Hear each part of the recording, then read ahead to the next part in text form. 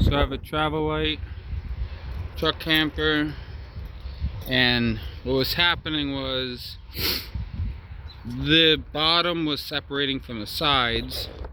So this mount here was pulling down the whole floor. So I took the outside shower out. I bolted in 2 plates that I cut up, sandwiched the wood together, and then I welded in angle iron. I braced that, and then I bolted that to the jack points, and that stud was good. So hopefully that will stop this side from pulling down.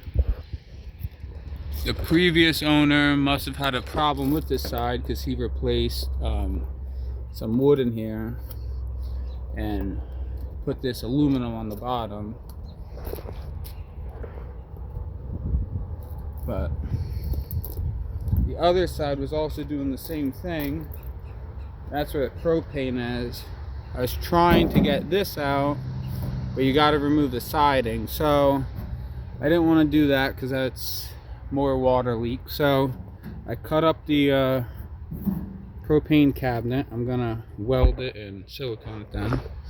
But I did the same thing. I cut 2 big plates. This side I had to replace a piece of wood. And then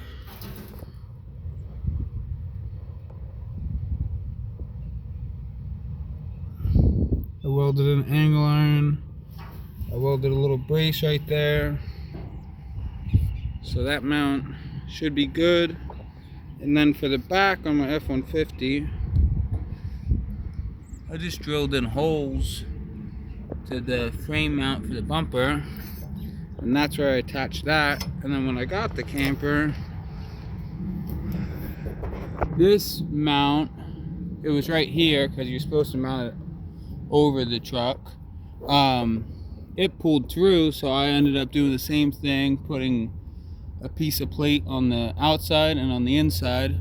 But I moved the mount inside the bed here, all the way to the inside, so that I could attach my turnbuckle into my factory mount.